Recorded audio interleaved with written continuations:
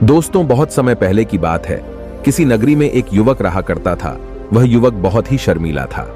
वह इतना शर्मीला था, जब भी उसके सामने कोई नया व्यक्ति आ खड़ा होता तो वह उससे बात तक नहीं करता था। यहां तक कि जिन्हें वह जानता था, पहचानता था, उनसे भी बात करने में उसे बहुत शर्म आता था। वह उनसे भी ठीक से बात नहीं कर पाता था और अपनी इस समस्या के कारण वह खुद ही बहुत परेशान रहता था, क्योंकि वह अपने जीवन में कुछ कर ही नहीं पा रहा था।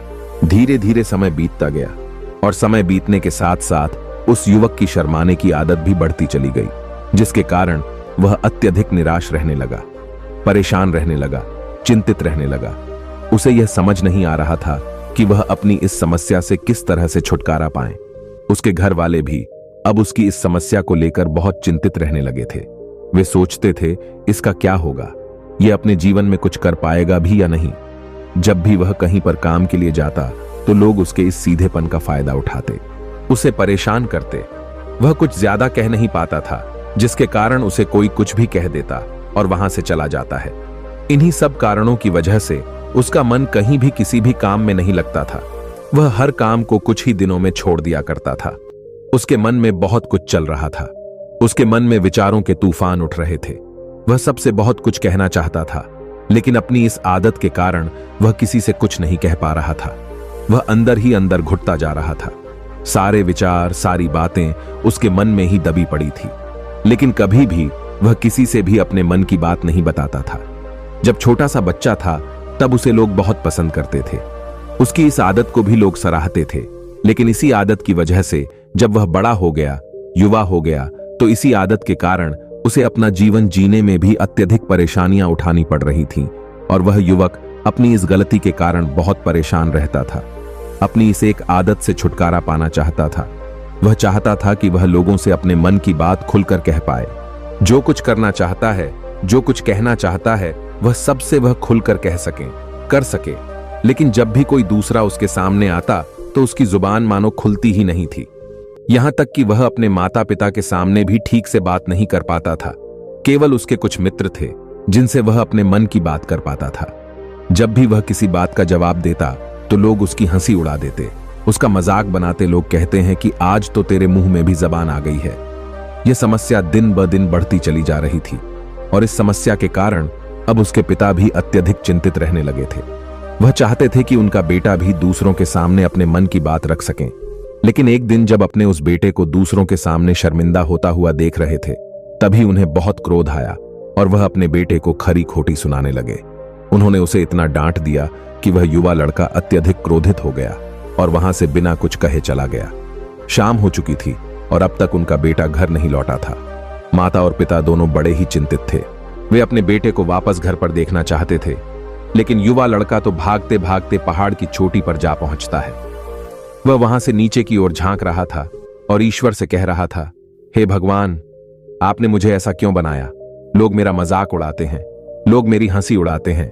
जब मैं इस दुनिया में अपने मन की बात रख ही नहीं सकता, मैं किसी से कुछ कह ही नहीं सकता, तो फिर मैं इस जीवन को जीकर क्या करूंगा? जब भी मैं किसी से कुछ कहने की कोशिश करता हूं तो लोग मेरा मजाक बनाते हैं, मेरी हंसी उड़ाते हैं। यहां तक कि वह मुझसे कुछ भी कहकर चले जाते हैं और मैं उनका जवाब नहीं दे पाता। ऐसा जीवन जीकर मुझे क्या मिलेगा? इसलिए मैं तेरे पास आ रहा हूं। इतना कहकर जैसे ही वह युवक कूदने की तैयारी कर रहा था कि तभी पीछे से आवाज सुनाई पड़ी, बेटा, जान देना तो बहुत आसान है, लेकिन इस जान को तुम वापस नहीं पा सकोगे। जैसे ही यह आवाज उसके कानों में पड़ी, वह पीछे मुड़कर देखने लगा।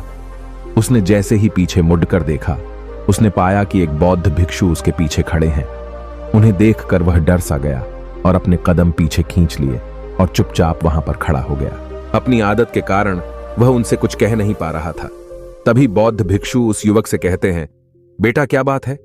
आखिर तुम यहां पर क्या कर रहे हो और तुम अपने इस जीवन को क्यों समाप्त करना चाहते हो? यह अनमोल जीवन बहुत कम लोगों को नसीब होता है और तुम्हें यह जीवन व्यर्थ लगता है।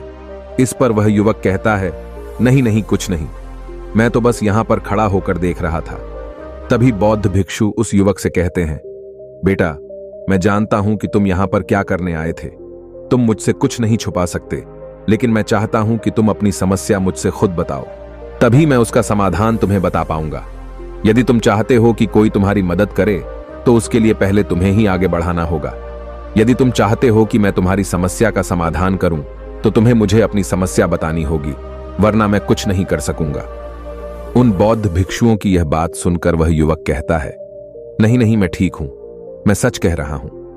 उस युवक की यह बात सुनकर बौद्ध भिक्षु उस युवक से कहते हैं, ठीक है बेटा, यदि तुम नहीं चाहते कि मैं तुम्हारी मदद करूं तो कोई बात नहीं, मैं तुम्हारी बात पर विश्वास कर लेता हूं।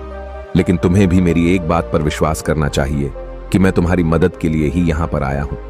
तुम चाहो तो तुम अपनी समस्या मुझे बता सकते हो और मैं तुम्हारी इस समस्या का समाधान भी अवश्य करूंगा।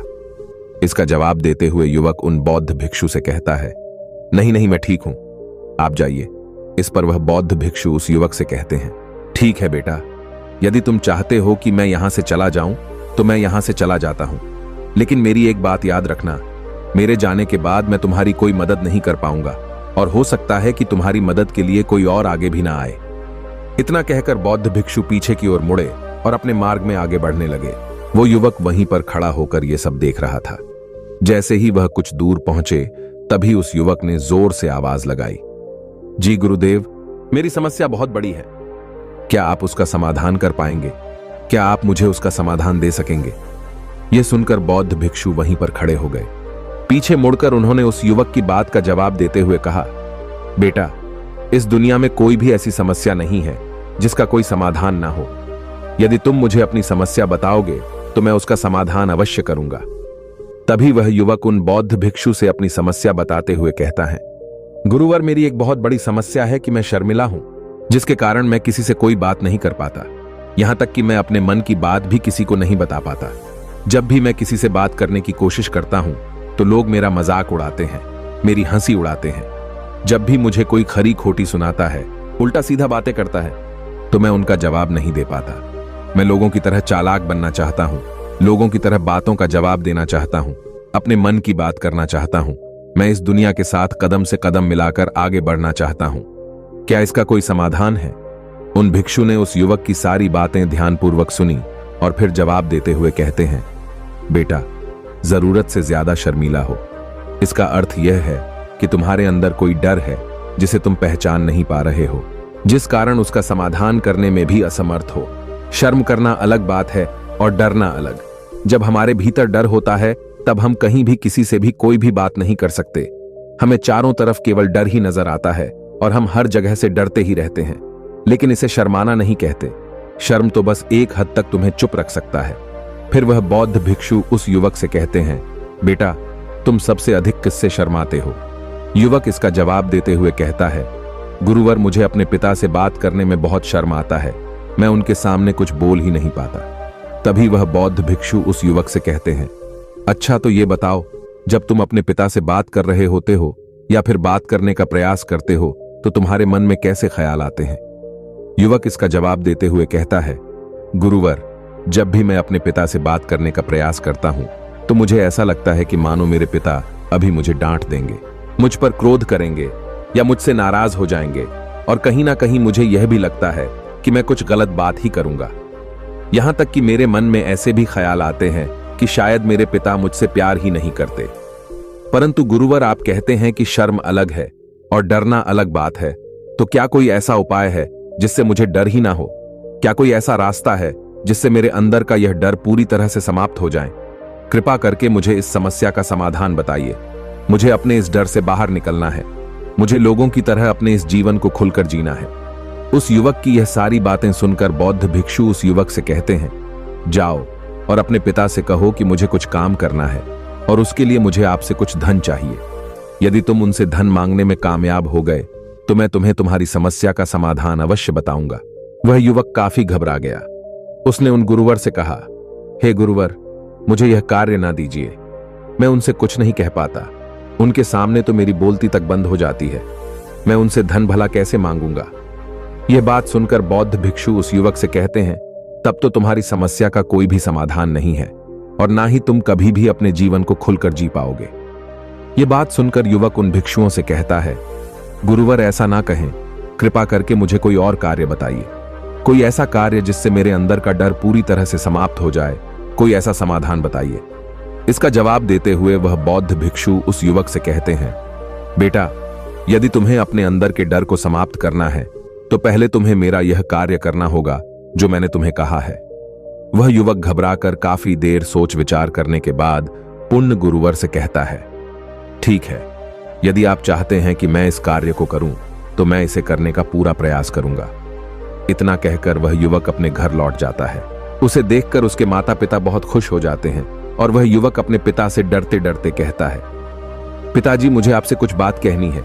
इस पर उसके पिता कहते हैं, बोलो क्या बात है। युवक आगे कहता है, पिताजी मैं कुछ काम करना चाहता हूं और उसके लिए मुझे आपसे कुछ धन चाहिए, क्या आप मुझे कुछ धन दे सकते हैं? इतना सुनकर उस युवक के पिता ने उसकी ओर ध्यान से देखा। काफी देर देखने के बाद वह खुशी से झूम उठे और तुरंत ही उन्होंने कुछ धन अपने पुत्र के हाथों पर रख दिया और कहने लगे, बेटा इतना धन काफी है कि तुम्हें और चाहिए? इसके जवाब में वह युवक अपने पिता से कहता है, नहीं नहीं पिताजी, इतना काफी है, मैं इतने से काम चला लूंगा। वह युवक उस धन को लेकर तुरंत दौड़ा दौड़ा उन बौद्ध भिक्षु के पास लौटा और जो धन उसने अपने हाथों में ले रखा था उसे दिखाते हुए वह कहता है, गुरुवर जैसा आपने कहा था, मैं धन लेकर आपके पास आ चुका हूं। मैंने अपने पिता से धन मांग लिया है, अब मुझे आप मेरी समस्या का समाधान बताओ। तभी बौद्ध भिक्षु उस युवक से कहते हैं, अरे इतनी जल्दी क्या है, अभी तो तुम्हें मेरे लिए एक और काम करना है, तभी मैं तुम्हें तुम्हारी समस्या का समाधान अवश्य बताऊंगा। और यदि तुम मेरे लिए इस कार्य को नहीं पूरा कर सके तो मैं तुम्हें कभी भी तुम्हारी समस्या का समाधान नहीं बताने वाला। तभी वह युवक उन बौद्ध भिक्षुओं से कहता है, हे गुरुवर, अभी तो मैंने आपके लिए एक काम किया है, अभी आप मुझे एक और काम करने के लिए कह रहे हैं। तभी बौद्ध भिक्षु उस युवक से कहते हैं, हां, तुम्हें मेरे लिए एक और काम करना ही होगा। वह युवक एक बार फिर से काफी देर सोच विचार कर उन बौद्ध भिक्षु से कहता है, अच्छा ठीक है, बताइए अब मुझे क्या करना है। इसके जवाब में बौद्ध भिक्षु उस युवक से कहते हैं, जाओ और यह धन जो तुमने अपने पिता से मांग कर लाया है, इस धन को वापस अपने पिता को लौटा दो और साथ साथ ये भी कहना कि पिताजी मैं अभी काम नहीं करना चाहता, लेकिन जब समय आएगा तो मैं आपसे यह धन वापस ले लूंगा और उससे अपना काम पूरा करूंगा। यह बात सुनकर युवक एक बार फिर से ऊपर से नीचे तक पूरी तरह से कांप गया और कहने लगा, गुरुवर आप मुझे कोई और काम सौंप दीजिए, मैं उसे जरूर करूंगा, लेकिन अब यदि मैं धन लेकर उनके पास वापस गया तो वह क्या सोचेंगे मेरे बारे में? मैं तो शर्मिंदा हो जाऊंगा उनके सामने, इसलिए गुरुवर कृपया करके मुझे कोई और काम दे। तभी बौद्ध भिक्षु उस युवक से कहते हैं, बेटा जो काम मैंने तुम्हें सौंपा है तुम्हें उसी कार्य को पूरा करना होगा, अन्यथा तुम्हारी समस्या का समाधान मैं तुम्हें नहीं बताने वाला। काफी देर सोच विचार करने के बाद वह उन बौद्ध भिक्षु से कहता है, ठीक है गुरुवर, मैं वापस जाता हूं और ये धन लौटाकर मैं अभी आता हूं। वह तुरंत दौड़ा दौड़ा अपने पिता के पास वापस लौटा। उसने अपने पिता से कहा, पिताजी मैं यह धन अभी नहीं लेना चाहता, अभी यह धन आप मुझसे वापस ले लीजिए, जब मुझे कोई काम पड़ेगा तो मैं आपसे यह धन वापस ले लूंगा। उसके पिता ने उस युवक की तरफ घूर घूर कर काफी देर तक देखा और फिर मुस्कुराते हुए कहने लगे, बेटा मैं समझता हूं कि किसी भी काम को शुरू करने से पहले हमें उसके बारे में जानकारी इकट्ठा करनी चाहिए, उसके बारे में समझना जरूरी है। कब क्या, कैसे और कब तक करना है, इसके बारे में भी हमें जानकारी लेनी जरूरी है। कोई भी काम ऐसे ही नहीं शुरू किया जा सकता, उसमें हम सफल होंगे या फिर नहीं, इसका भी अनुमान हमें लगाना पड़ता है। और जब हम इन सभी के बारे में सही जानकारी प्राप्त कर लेते हैं तभी हमें धन लगाना चाहिए। मुझे बहुत खुशी है कि तुमने ये सही निर्णय लिया है। जब तुम्हें यह समझ में आ जाए कि जो कार्य तुम करने जा रहे हो वह तुम्हारे लिए उचित है, तब तुम चाहो तो मैं तुम्हें यह धन वापस लौटा दूंगा। युवक अपने पिता से यह सारी बातें सुनकर मन ही मन बहुत प्रसन्न था। उसने यह तो उम्मीद तक नहीं की थी कि उसके पिता हंसकर उसे इस तरह से सारी बातें समझाएंगे। वह मन ही मन ये सोच ही रहा था कि तभी उसके पिताजी उसके और करीब आए और अपनी उस युवा बेटे को गले से लगा लिया। जैसे ही उसके पिता ने उस युवक को गले से लगाया उसको बहुत अच्छा महसूस हुआ। उसका आत्मविश्वास, उसका हौसला और बढ़ता गया। उसके बाद युवक वापस पुनः गुरुवर के पास लौट आया और कहने लगा, गुरुवर जैसा आपने कहा था मैंने बिल्कुल वैसा ही किया है। मैंने धन अपने पिता को वापस कर दिया है। अब तो कृपया करके मुझे मेरी समस्या का समाधान बता दीजिए। तभी बौद्ध भिक्षु उस युवक की तरफ देखकर मुस्कुराते हैं और युवक से कहते हैं, बेटा इतनी जल्दी क्या है? अभी तो तुम्हें मेरे लिए एक और काम करना ही पड़ेगा। वह युवक कहता है, महाराज, आप आखिर मुझसे बार बार इस तरह से काम क्यों करवा रहे हैं? क्या आपके पास मेरी समस्या का कोई समाधान नहीं है? कहीं आप मुझे बेवकूफ तो नहीं बना रहे? जिस तरह से लोग मुझे बेवकूफ बनाते हैं, क्या आप भी मेरे साथ वही तो नहीं कर रहे? आपने कहा, जाओ अपने पिता से पैसे मांग कर लाओ। मैंने पैसे मांग कर लाए। आपने फिर कहा, जाओ ये पैसे अपने पिता को लौटा कर आओ। मैंने आपके कहे अनुसार बिल्कुल वैसा ही किया, और अब आप कह रहे हैं कि मैं आपके लिए एक और काम करूं? नहीं, ये मुझसे नहीं होगा। तभी बौद्ध भिक्षु उस युवक की तरफ देखकर मुस्कुराते हैं और कहते हैं, बेटा, बस ये आखिरी काम है और यह बहुत सरल भी है। तुम जैसे ही इस कार्य को पूरा करोगे, मैं तुम्हें वचन देता हूं कि मैं तुम्हारी समस्या का समाधान तुम्हें अवश्य बताऊंगा। इस पर वह युवक फिर से एक बार सोच विचार करता है और उन बौद्ध भिक्षु से कहता है, ठीक है, लेकिन यह आखिरी काम जो मैं आपके लिए करूंगा, बताइए मुझे क्या करना है। तभी बौद्ध भिक्षु एक मूर्ति निकालकर उस युवक के हाथ में थमा देते हैं। वह मूर्ति देखने में बहुत ही साधारण सी थी, लेकिन वह बौद्ध भिक्षु उस युवक से कहते हैं, बेटा, तुम्हें इसे बाजार में ले जाना है, इसे बेचना है, और इसके बदले में तुम्हें 100 सोने के सिक्के लेकर आने हैं। जब तुम यह करने में सफल हो जाओगे, तभी मैं तुम्हें तुम्हारी समस्या का समाधान तुम्हें बता पाऊंगा। वह युवक उस मूर्ति को अपने हाथ में लेकर बड़े ही गौर से देखता है और उन बौद्ध भिक्षुओं से कहता है, हे गुरुवर, यह तो बड़ी ही साधारण सी मूर्ति लग रही है, मानो मिट्टी की बनाई गई है। इसके लिए भला 100 सोने के सिक्के मुझे कौन देगा? कहीं आपका माथा फिर तो नहीं गया है? इसके 1 या 2 सोने के सिक्के मिल जाए, वही बहुत है, लेकिन इसके लिए 100 सोने के सिक्के कोई नहीं देगा। तभी बौद्ध भिक्षु उस युवक से कहते हैं, बेटा, मैंने जो तुम्हें काम सौंपा है, यदि तुम उसे पूरा करोगे तभी तुम्हें तुम्हारी समस्या का समाधान मिल पाएगा, अन्यथा तुम चाहो तो अपने घर लौट सकते हो। फिर से वही अपने पुराने जीवन में, जहां लोग तुम्हारा मजाक बनाते हैं, लोग तुम्हें डराते सताते हैं। मैं तुम्हें यहां अपने डर को निकालने में तुम्हारी मदद कर रहा हूं। तुम मेरे यहां काम करके अपने डर को धीरे धीरे भगा पाओगे। मेरे इस काम को पूरा कर दो, तुम्हें सब समझ आ जाएगा। वह युवक उन बौद्ध भिक्षुओं की बात सुनकर मन ही मन यह विचार करता है कि मुझे तो मेरी समस्या का समाधान किसी भी हालत में चाहिए, जिस कारण वह उस मूर्ति को उठाकर बाजार की ओर चल पड़ता है। बाजार पहुंचकर वह एक जगह चुपचाप उस मूर्ति को लेकर खड़ा हो जाता है और इंतजार करने लगता है कि कोई आएगा और उसे उस मूर्ति के बारे में पूछेगा, और तब वह उस मूर्ति के लिए 100 सोने के सिक्के की मांग करेगा। देखते ही देखते काफी समय बीत गया, लेकिन अभी तक उसके पास कोई भी व्यक्ति नहीं आया था। उसने आसपास देखा तो लोग चिल्ला चिल्लाकर अपने सामानों को बेच रहे थे, जोर जोर से आवाज लगा रहे थे। उसने भी सोचा, यदि मुझे अपनी इस मूर्ति को बेचना है तो मुझे भी जोर जोर से आवाज लगानी होगी। उस युवक ने चिल्लाना शुरू किया, लेकिन वह इतनी जोर से नहीं चिल्ला रहा था।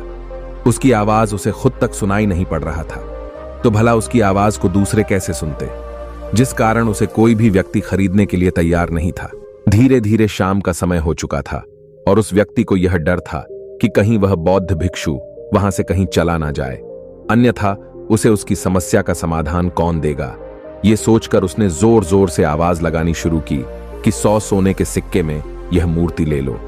उसकी आवाज सुनकर लोग उसके पास आने लगे और उससे यह सवाल करने लगे, इस मूर्ति में ऐसा क्या है जो तुम इसके लिए 100 सोने के सिक्के मांग रहे हो? इसके अंदर ऐसा कुछ तो खास होगा ही। युवक काफी देर सोच विचार कर उस युवक से कहता है, नहीं नहीं, मुझे कुछ नहीं पता, मैं तो बस ये मूर्ति यहां पर बेचने आया हूं। तभी उसमें से एक युवक उस युवक से कहता है, अगर ऐसी बात है तो इस मूर्ति को कोई नहीं खरीदने वाला। आखिर इस मूर्ति में ऐसा क्या खास है जिसके लिए तुम 100 सोने के सिक्के की मांग कर रहे हो? ये तो तुम्हें बताना ही पड़ेगा। धीरे धीरे कई लोग उसके पास आए और सभी ने बस एक ही सवाल किया, आखिर इस मूर्ति में ऐसा क्या खास है? ऐसी क्या बात है जिसके लिए तुम 100 सोने के सिक्के की मांग कर रहे हो? उस युवक ने उससे बातचीत की, उन्हें समझाने की कोशिश की, कई प्रयत्न किए, लेकिन कोई भी उस मूर्ति को 100 सोने के सिक्के देकर खरीदने के लिए तैयार नहीं था। वह निराश हो गया, उसे कुछ समझ नहीं आ रहा था कि वह क्या करे। तभी बाजार में उसने देखा कि कुछ लोग अपने सामानों की खासियत बता रहे हैं, उसे बेचने के लिए उसकी खास खास बातों के बारे में लोगों को समझा रहे हैं। यह देखकर उसने भी सोचा कि मुझे भी इस मूर्ति की कुछ खासियत लोगों को बतानी होगी। उसने फिर एक बार जोर जोर से आवाज लगानी शुरू की, समस्या का समाधान निकालने वाली मेरी गुरु की इकलौती मूर्ति, जो इस दुनिया में केवल एक ही है, जिसके पास भी यह मूर्ति होगी उसके घर में कोई समस्या नहीं होगी। यह मूर्ति उस समस्या का समाधान तुम्हें अवश्य बताएगी। यह सुनकर लोग उसके पास पहुंचने लगे और उसे यह सवाल करने लगे, क्या सच में यह मूर्ति जिसके पास होगी उसके पास कोई समस्या नहीं होगी? क्या सच में यह सभी समस्याओं का समाधान करती है? उसका जवाब देते हुए युवक कहता है, हाँ, सभी समस्याओं का समाधान कर देता है। यदि आप इस मूर्ति को ले जाते हैं, आपके घर में कोई भी समस्या होगी तो उसका समाधान यह आपको अवश्य बताएगी। चाहे कोई भी समस्या हो, कैसी भी समस्या हो, कैसी भी परिस्थिति हो, आपको इसका समाधान अवश्य मिलेगा। इतना सुनने के बाद अब वही एक मूर्ति सबको चाहिए थी। उस मूर्ति के दाम लगाने लगे। कोई उसे 200 सोने के सिक्के तो कोई 400, कोई 600-700 तो कोई 1000 सोने के सिक्के देने के लिए तैयार था। उस मूर्ति की कीमत लगातार बढ़ती जा रही थी। जैसे जैसे लोगों को पता चलता जा रहा था कि यह मूर्ति लोगों की समस्या का समाधान करती है, लोग उसे किसी भी कीमत पर खरीदने के लिए तैयार हो गए थे। अब वह युवक भी आत्मविश्वास के साथ और जोर से चिल्ला रहा था। लोगों को उस मूर्ति के बारे में समझा रहा था, बता रहा था। अब उसके मन में कोई डर नहीं था। वह लोगों को उस मूर्ति के बारे में पूरे आत्मविश्वास के साथ बिना घबराए उस मूर्ति की खासियत बताने में लगा हुआ था, जिस कारण लोग उस पर भरोसा कर रहे थे और वह भरोसा लोगों की नजरों में नजर भी आ रहा था। जैसे जैसे अंधेरा होता गया, लेकिन लोगों की भीड़ मानो कम होने का नाम ही नहीं ले रही थी। लोग उस मूर्ति को खरीदना चाहते थे। उस युवक ने जोर से आवाज लगाई कि मुझे क्षमा करें, ये मेरे गुरु की मूर्ति है और मैं इसे बेचना नहीं चाहता। इतना कहकर वो युवक उस मूर्ति को लेकर वापस खाली हाथ लौट आया और उन गुरुवर के पास पहुंचा और उन गुरुवर से कहने लगा, हे गुरुदेव, आपका बहुत बहुत धन्यवाद। इस मूर्ति ने मेरी समस्या का समाधान कर दिया। मुझे समझ में आ गया कि मेरी क्या समस्या थी। हालांकि मैं इसे बेचकर सोने के सिक्के तो आपके लिए नहीं ला पाया, लेकिन मुझे मेरी समस्या का समाधान अवश्य मिल गया। आपका बहुत बहुत धन्यवाद। इस बात को सुनकर बौद्ध भिक्षु उस युवक से कहते हैं, बेटा, मैंने तुम्हारी समस्या का समाधान नहीं किया है, तुमने तो खुद ही अपनी समस्या का समाधान किया। अपनी समस्या तुमने खुद ही सुलझाई है। तुम्हारे मन में हजारों सवाल थे, मैं ये करूंगा तो लोग मेरे बारे में क्या सोचेंगे, यदि मैं अपना मुंह खोलूंगा तो लोग मेरे पर हंसेंगे, यदि मैंने मुंह खोला तो मैं कुछ गलत ही कहूंगा। ऐसे कई सारे विचार तुम्हारे मन में थे, ऐसे कई सारे डर तुमने अपने मन में पाल रखे थे। लेकिन जब इस मूर्ति के बेचने के दौरान तुमने उन हजारों लोगों का सामना किया, उनके सामने खुलकर अपनी बात रखी, उनके सामने खुलकर वह कहा जो तुम्हें कहना था, तो तुम्हारे मन का डर खुद व खुद समाप्त हो गया। जिसे तुम शर्माना कहते थे, वो अपने आप ही तुम्हारे भीतर से कहीं गायब हो गया। युवक अपने गुरु की यह बात सुनकर अपने गुरुवार से कहता है, गुरुवर, आप सही कहते हैं। आपने आज मेरे मन में वो विश्वास जगा दिया है जिसे मैं अब अपने जीवन में कुछ भी हासिल कर सकता हूं। आपका बहुत बहुत धन्यवाद। डर को धीरे धीरे खत्म करने से ना ही आपको शर्म आएगी और ना ही डर लगेगा, और जब आपके भीतर का डर हमेशा के लिए समाप्त हो जाएगा, तो आप अपने जीवन में जो भी कुछ करना चाहते हैं, जो भी कुछ पाना चाहते हैं, उसका रास्ता आपके लिए पूरी तरह से साफ हो जाएगा और आप अपने मार्ग पर तेजी से आगे की ओर बढ़ने में सक्षम भी हो जाएंगे। इसलिए लोग क्या कहते हैं, क्या कहेंगे, ये सब छोड़ दीजिए और खुद पर विश्वास कीजिए, क्योंकि आप ही है जो अपने इस डर का सामना कर सकते हैं। दोस्तों, सच्ची श्रद्धा से कमेंट में नमो बुद्धाय जरूर लिखिएगा और हमें सपोर्ट करने के लिए इस वीडियो को एक लाइक और चैनल को सब्सक्राइब जरूर करें। तो मिलते हैं अगली कहानी में, तब तक के लिए अपना ख्याल रखें। वीडियो को अंत तक देखने के लिए धन्यवाद।